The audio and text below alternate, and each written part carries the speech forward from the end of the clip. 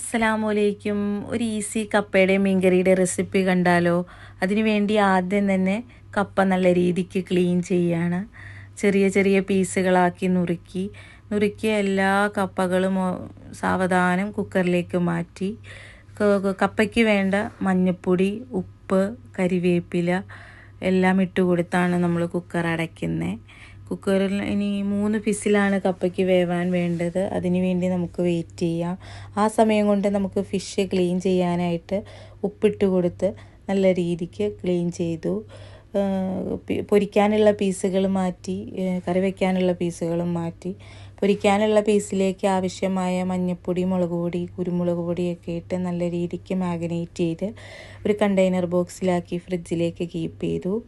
മീൻകറി വെക്കാനായിട്ടുള്ള തക്കാളി, വെളുത്തുള്ളി, ഇഞ്ചി, പച്ചമുളക്, ചെറുള്ളി ചെറിയ ചെറിയ പീസുകളാക്കി വൃത്തിയായിട്ട് കട്ട് ചെയ്ത്, അതിനുശേഷം തക്കാളി ചോപ്പിംഗ് ബോർഡിൽ തന്നെയാണ് കട്ട് ചെയ്ത് വച്ചേക്കുന്നത്. പാൻ വെച്ച് കൊടുത്തു. പാൻ ചൂടായതിന് ശേഷം ഉലുവ പൊട്ടിച്ചു, കടുക് പൊട്ടിച്ചു. എല്ലാം പൊട്ടിയതിന് ശേഷം മാത്രമാണ് ചെറുള്ളി ഇട്ട് കൊടുത്തത്. പിന്നെ വെളുത്തുള്ളി, ഇഞ്ചി, പച്ചമുളക്, കരിവേപ്പില എല്ലാം ഇട്ട് കൊടുത്തു. ഒരു നുള്ളു ഉപ്പ് ഇട്ട് കൊടുത്ത് വേവിച്ചു, വഴറ്റി. അതിനുശേഷം മുളക് പൊടി, മഞ്ഞൾപ്പൊടി ഇട്ട് കൊടുത്തു.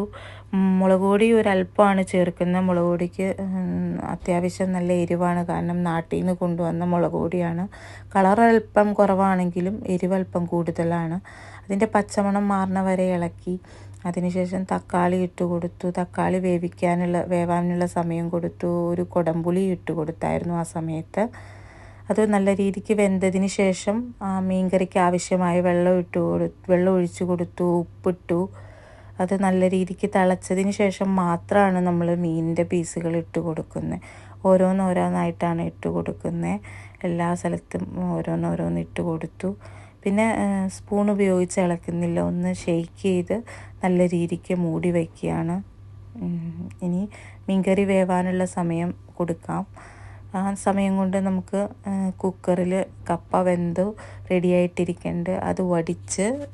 അത് വടിച്ചതിന് ശേഷം അൽഹംദുലില്ലാ കപ്പ നല്ല ടേസ്റ്റ് ഉണ്ട്. ഒരെണ്ണം കഴിച്ചു നോക്കി. അപ്പോഴേക്കും ഫിഷ് കറി റെഡിയായി, സെറ്റായി. അത് നമ്മൾ വേറൊരു പാത്രത്തിലേക്ക് മാറ്റി. ഇതാണ് ഫിഷ് കറിയുടെ ലുക്ക്.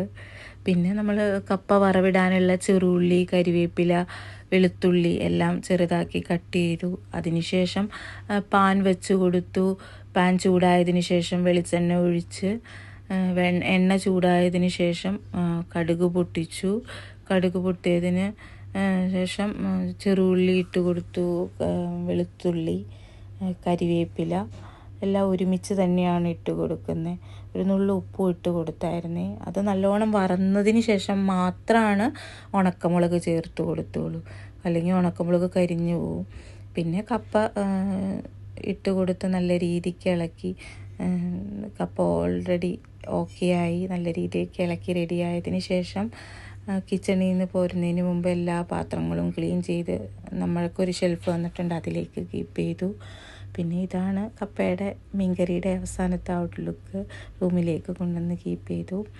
പിന്നെ കപ്പ ഒന്ന് ടേസ്റ്റ് ചെയ്തു. അൽഹംദുലില്ലാ എല്ലാം നല്ല ടേസ്റ്റായിട്ട് ഞാൻ എങ്ങനെയാണ് കപ്പ കഴിക്കേണ്ടതെന്ന് ഇങ്ങനെ ട്രൈ ചെയ്തു. ആദ്യം കപ്പ എടുത്തു, മീൻകറിയിൽ നല്ല രീതിക്ക് ഇളക്കി ഒരു പീസ് മീൻകറിയും വെച്ചിട്ട് കഴിച്ചു. അൽഹംദുലില്ലാ നല്ല ടേസ്റ്റ് ഉണ്ടായിരുന്നു. ഇന്നത്തെ വിശേഷങ്ങൾ ഇത്രയേ ഉള്ളൂ. എല്ലാവർക്കും ഇഷ്ടമായി എന്ന് വിചാരിക്കുന്നു. ഫോളോ ചെയ്യുക, സപ്പോർട്ട് ചെയ്യുക. അൽഹംദുലില്ലാ. അസ്സലാമു അലൈക്കും.